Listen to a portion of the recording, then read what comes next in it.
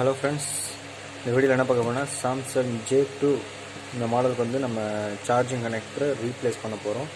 So அதை எப்படி பண்ணுறதுன்னு பார்க்கலாம். நிறைய பேர் இது ஃப்ரண்ட் ஓப்பன் சொல்லிட்டு பயப்படுவீங்க. பயப்படுற அளவு பெரிய விஷயமா இல்லை. ஸோ ஈஸியாகவே பண்ணிடலாம். நீங்கள் இதுவரை நம்ம சேனலை சப்ஸ்கிரைப் பண்ணலாம், மறக்காமல் சப்ஸ்கிரைப் பண்ணிக்கோங்க. கூடவே பக்கத்தில் இருக்க பெல் ஐக்கானையும் கிளிக் பண்ணிக்கோங்க. ஃபஸ்ட்டு நம்ம இதில் எவ்வளோ வோல்டேஜ் வருதுன்றதை நம்ம செக் பண்ணிக்கலாம்.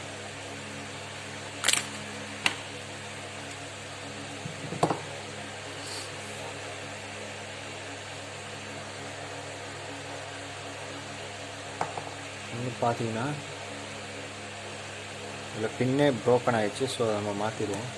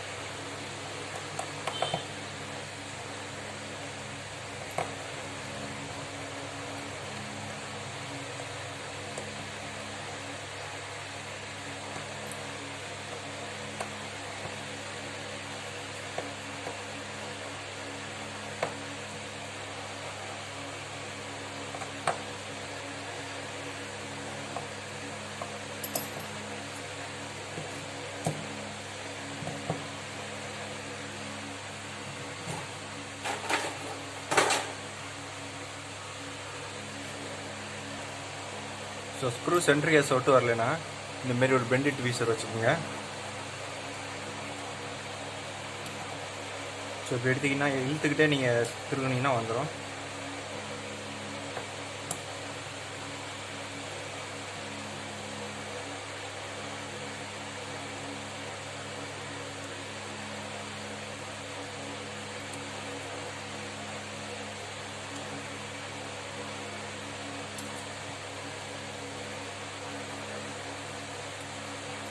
ஏன்னா நம்ம அதை ஸ்க்ரூவை பூரா வெளியே எடுத்துடணும். ஏன்னா கொஞ்சம் த்ரெட்டு பிடிச்சிருந்தாலும் நம்ம பாட்டுக்கு இருக்கையில் ஸ்டக்காகி ஏதாவது இமேஜ் ஆக வாய்ப்பு இருக்குது. ஸோ நம்ம எல்லாத்தையும் வெளியே எடுத்துடணும்.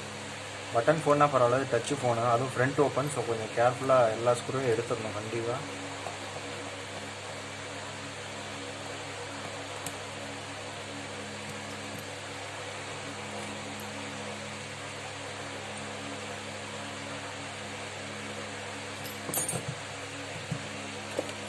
ஸோ இதுக்கு கலருக்கு தேவையானது வந்து இதுவும் ஓப்பனர் மட்டும் நமக்கு போதும். ஸோ ஃபஸ்ட்டு இந்த டிஸ்பிளே வந்து சுற்றிலும் இந்த ஃப்ரேமில் உள்ள கம்மை மட்டும் ரிலீஸ் பண்ணி விடுங்க.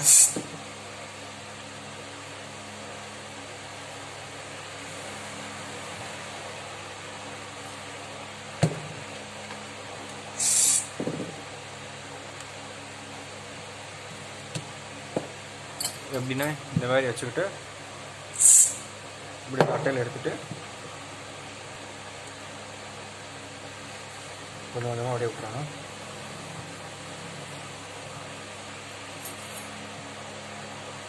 இதை மட்டும் கொஞ்சம் கேர்ஃபுல்லாக ஹேண்டில் பண்ணுங்கள். கொஞ்சம் எக்ஸ்ட்ரா அட்டை உள்ளே போயிடுச்சுனாலும் டிஸ்பிளே ப்ரோக்கன் ஆயிரும்.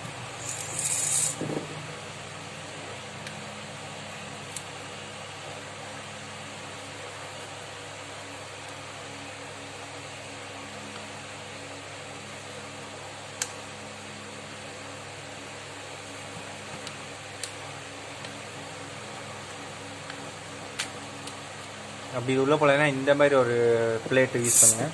இது விற்கிது, ஆன்லைனில் விற்கிது.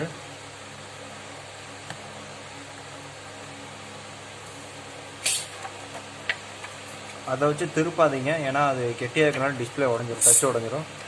ஸோ சென்டருக்கு மட்டும் ஒரே நேர் கோட்டில் போகிறது மட்டும் அதை யூஸ் பண்ணணும்.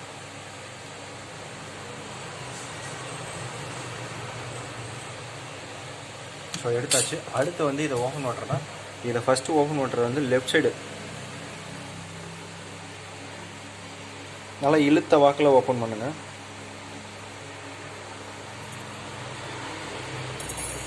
அதே போல் இந்த மாதிரி ஸ்லைஸான ஓப்பனரை இதில் விட்டுட்டு நேராக இப்படி எடுத்துறாங்க, நல்லா உள்ளே விட்டுருங்க. உள்ளே விட்டுடுங்க. சென்டர் எடுத்திங்கன்னா கொஞ்சம் ஈஸியாக இருக்கும். பார்த்திங்கன்னா இந்த ஒரு கேப் கிடைக்கும். டச் டிஸ்பிளே மட்டும் எடுக்காமல் கரெக்டாக உள்ள ஒரு ஆண்டனா இருக்கும்.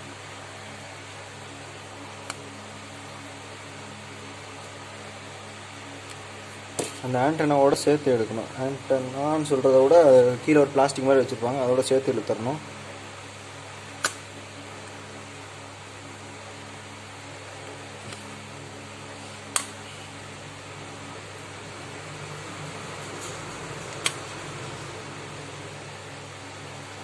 நீங்கள் சார்ஜிங் கனெக்டர் மாற்ற காசு வாங்குறது கம்மி தான். ஆனால் இதை கொஞ்சம் கேர்ஃபுல்லாக கழட்டலைனாலும் உங்களுக்கு டிஸ்பிளே உடஞ்சி வரும்.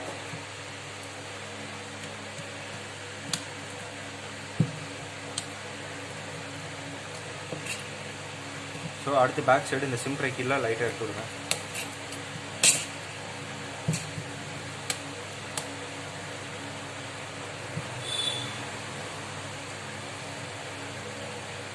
நீங்கள் அப்படி இழுக்காதீங்க, கொஞ்சம் கொஞ்சமாக எடுங்க, வெயிட் பண்ணி கூட எடுங்க.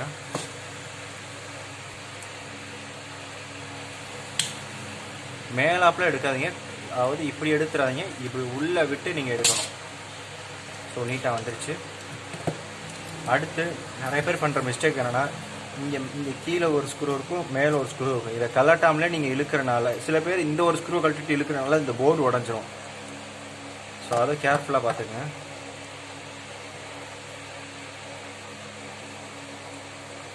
நம்ம கவனிக்க வேண்டியது, சென்டர் ஹவுசிங் கழட்டினா எல்லா ஸ்க்ரூ வந்துருச்சுன்ற அர்த்தம் கிடையாது. உள்ளார போர்டுக்கு ஸ்க்ரூ போட்டிருப்பாங்க. அடுத்து இது டிஸ்பிளே கனெக்டரு,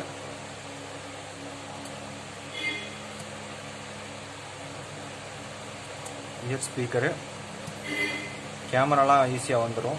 ஸோ இது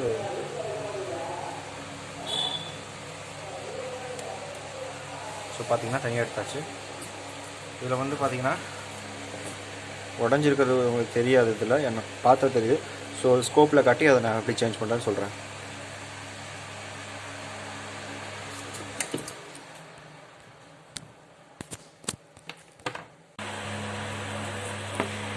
இப்போ வந்து இதுக்கு பார்த்தீங்கன்னா இதை சேஞ்ச் பண்ணுறதுக்கு ஃபஸ்ட்டு நம்ம அதோட புது சிசி எடுத்துக்கணும்.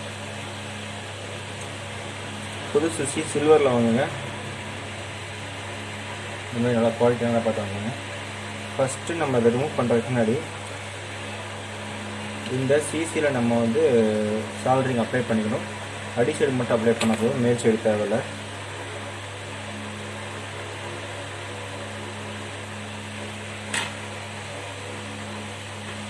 பார்த்தீங்கன்னா இந்த 5 லெக்கில் மட்டும் நான் அப்ளை பண்ணிட்டேன்.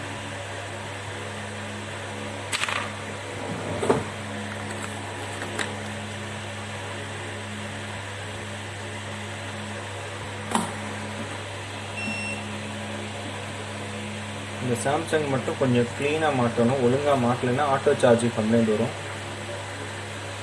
அதாவது நீங்கள் சார்ஜர் கனெக்ட் பண்ணிவிட்டு எடுப்பீங்க, ஆனால் சார்ஜ் எடுக்கிட்டே இருக்கும், ஆட்டோ சார்ஜிங்லேயே இருக்கும். ஸோ வந்து ஷார்ட்டில் நீட்டாக மாட்டுங்க.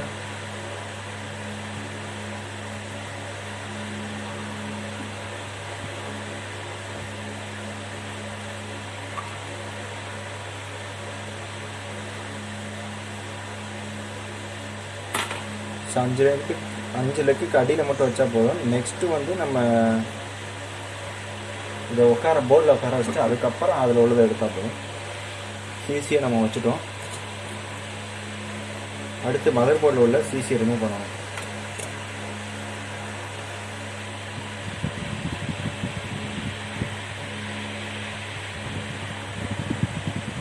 ஸோ பிசிபி ஸ்டாண்டில் வச்சுட்டு கழட்டுங்க. ஃபஸ்ட்டு ஃப்ளெக்ஸ் அப்ளை பண்ணிக்கோங்க. இந்த ஹோல் வந்து மைக்கு, ஸோ அதை பார்த்து ஹேண்டில் பண்ணுங்கள். இந்த மைக்கில் வந்து ஃப்ளெக்ஸ் ஸ்பேஸ் போயிடாத அளவு கொஞ்சமாக அப்ளை பண்ணுங்கள், ஆனால் மைக்கே நீங்கள் மாற்றுற மாதிரி இருக்கும். இப்போ பார்த்தீங்கன்னா எவ்வளோ வாட்டர் லாக்காக இருக்குது, எவ்வளோ துருப்பிடிச்சிருக்குன்னு தெரியும். இப்போ சிசி வேறு உடஞ்சிருக்கு. இது கரெக்டான டெம்பரேச்சர் வச்சு நம்ம கரெக்டாக மேலேருந்து ஹீட் பண்ணோம்னா நீட்டாக வந்துடும், மெல்ட் ஆகாமல்.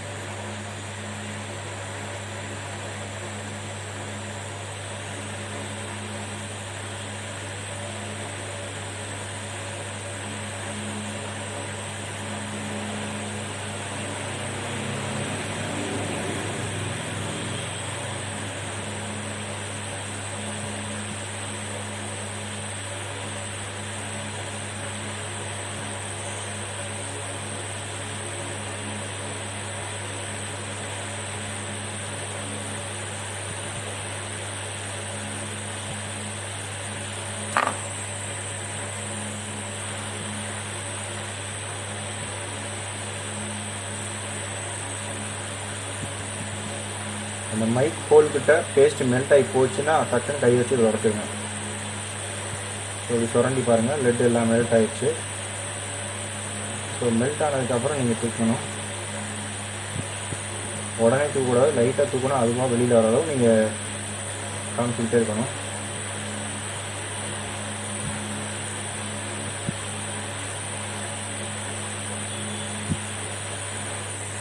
ஸோ பார்த்தீங்கன்னா ஒரு ட்ராக் கூட டேமேஜ் ஆகலாம், நீட்டாக எடுத்தாச்சு.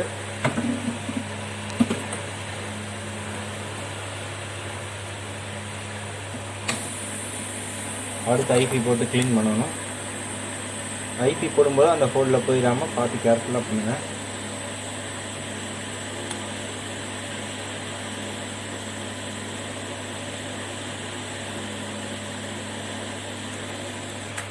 அப்படி பயமாக இருந்துச்சுன்னா இந்த மாதிரி பட்ஸ் யூஸ் பண்ணிக்கோங்க.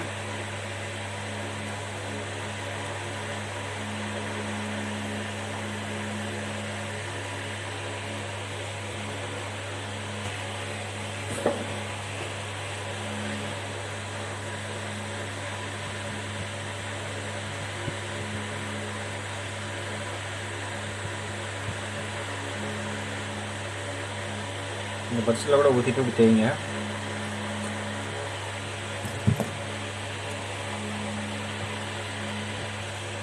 அடுத்து ஃப்ளக்ஸ் பேஸ்ட் அப்ளை பண்ணி பிக்கை வச்சு ஃபுல்லாக க்ளீன் பண்ணிடுங்க.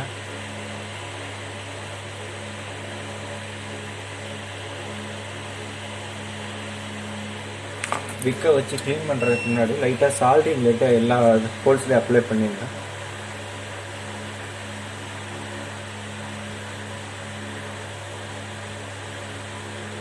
மெயின் பேஸ்ட்டாக ஐபி அந்த மைக் ஹோலில் போயிடக்கூடாது, அதான் மெயின். அப்படியே அந்த அழுக்கு இருந்தால் கூட அதை அப்படியே ஸ்க்ராட்ச் பண்ணி அழுக்கு சுத்தமாக போயிடும்.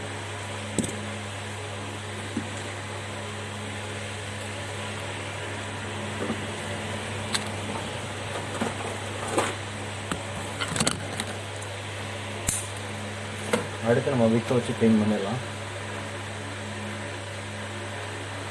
நீங்கள் ஃபஸ்ட்டே வந்து சிசியை ரெடி பண்ணி வச்சுருங்க, அப்போ தான் வேலை முடிஞ்சால் டக்குன்னு உதவி போடலாம்.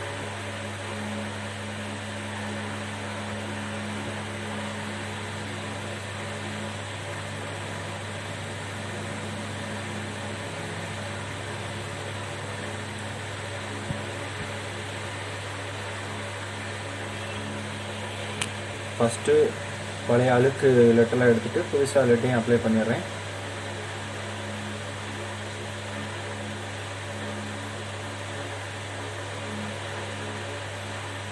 இப்போ பார்த்தீங்கன்னா வச்சாச்சு. வச்சுட்டு ஐபியை இந்த மாதிரி பட்ஸில் ஊற்றி இப்படி க்ளீன் பண்ணிடுங்க.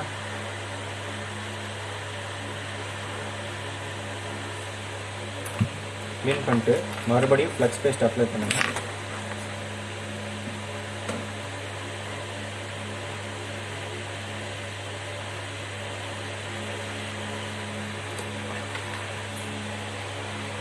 பண்ணிவிட்டு நம்ம ரெடி பண்ணி வச்சுருந்த சிசியை இனிமேல் வச்சுருங்க.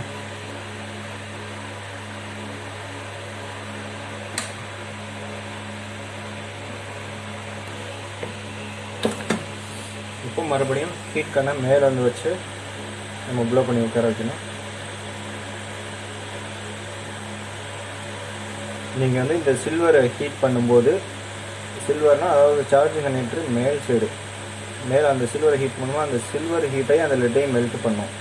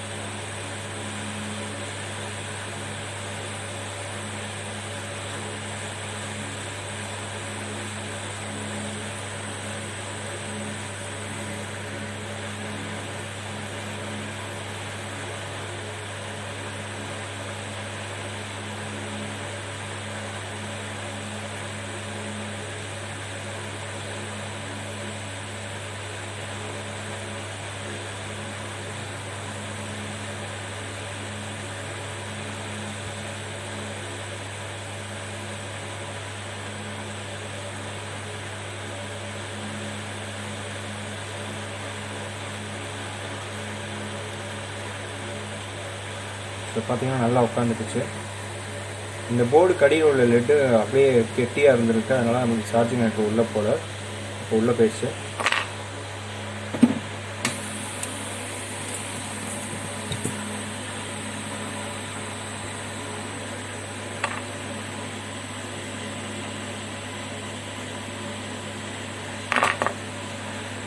அடுத்து வந்து நம்ம ஒரு லேக்காக சால்ட்ரிங் வச்சுருவோம்.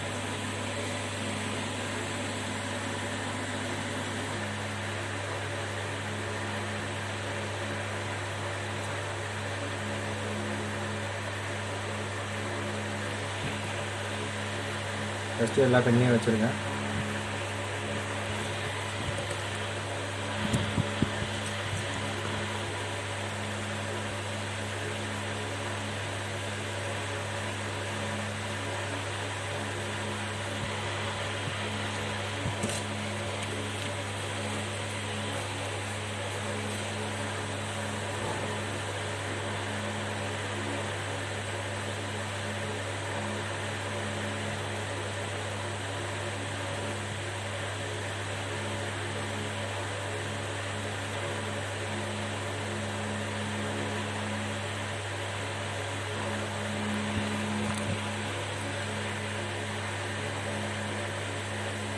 லெட்டு ஃபுல்லாக அப்ளை ஆனாலும் பரவாயில்ல, நம்ம விக்க வச்சு க்ளீன் பண்ணிக்கலாம். ஏன்னா வந்து மேலே உள்ள அந்த லெட்டுலேயும் சால்ட்ரிங் பிடிச்சா தான் நல்லா பிடிக்கும், நல்லா சும்மா தொட்டுட்டு தான் இருக்கும்.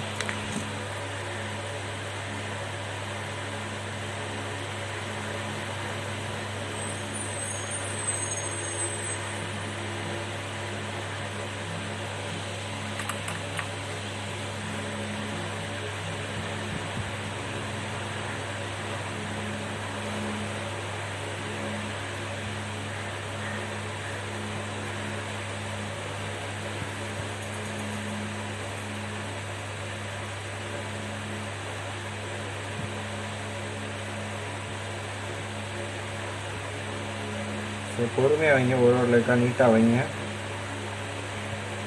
சும்மா ஏனதான்னு வச்சிங்கன்னா திரும்ப 4 வாட்டி போட்டு எடுத்தாலே பிடிங்கிட்டு போயிடும். ஸோ நீட்டாக பொறுமையாக வைங்க, எல்லா லகையும் நீட்டாக வச்சு முடிச்சுருங்க.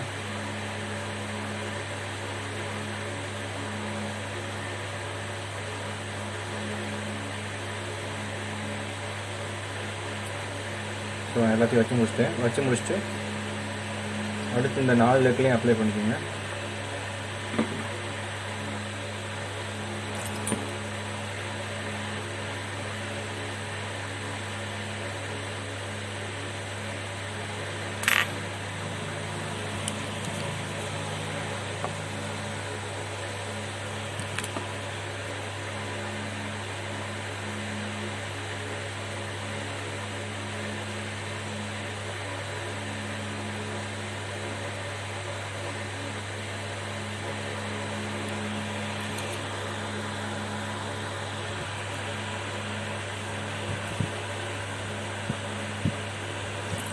நாலுமே அப்ளை பண்ணியாச்சு.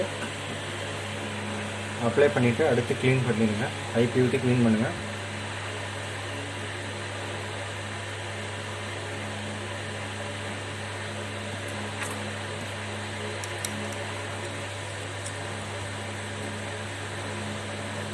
நைட் ஹோலில் கூட அந்த மாதிரி ஒரு கையை வச்சு அழுத்திக்கிட்டு க்ளீன் பண்ணுங்கள்.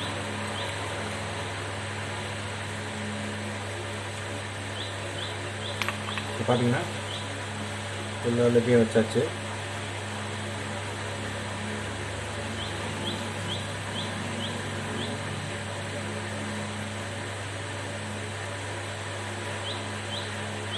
ஸோ அடுத்து நம்ம மாட்டி சார்ஜர் தான் பார்த்துருவோம்.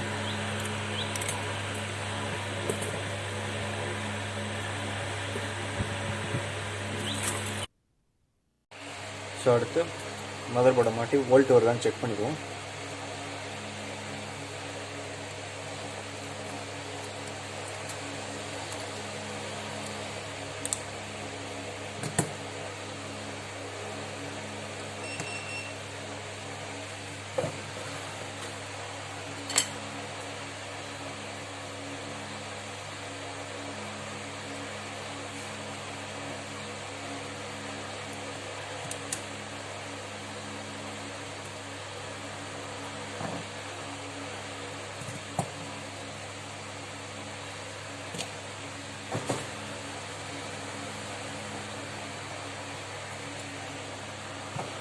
கீழேயும் மேலே இருந்த 2 ஸ்க்ரூவை மறக்காமல் போட்டுருங்க.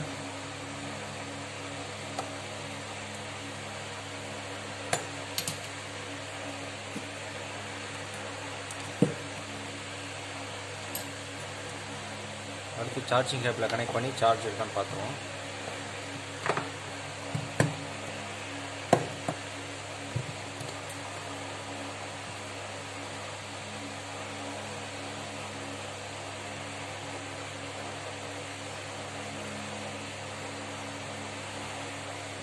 ஸோ பார்த்தீங்கன்னா 4.16 பிஎஸ்ஐயில் 2.8 இருக்குது. ஸோ அடுத்து இதை மாற்றிட்டு பேட்டரியை போட்டு செக் பண்ணி பார்க்கணும்.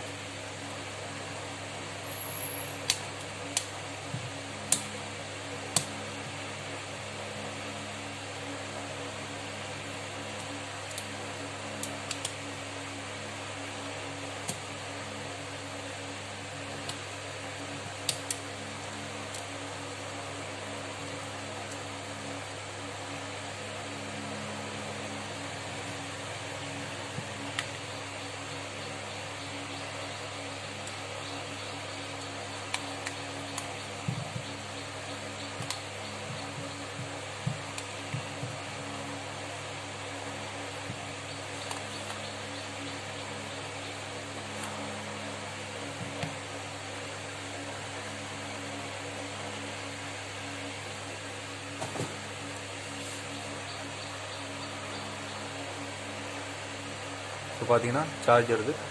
இப்படி தான் ஜேட்டு கனெக்டருக்கு சார்ஜிங் கனெக்டர் மாற்றணும். ஸோ வீடியோ பிடிச்சிருந்தால் லைக் பண்ணுங்கள். ஏதாவது டவுட்னா கமெண்ட் பண்ணுங்கள். மறக்காமல் நம்ம சேனலை சப்ஸ்கிரைப் பண்ணுங்கள் ஃப்ரெண்ட்ஸ். தேங்க்யூ.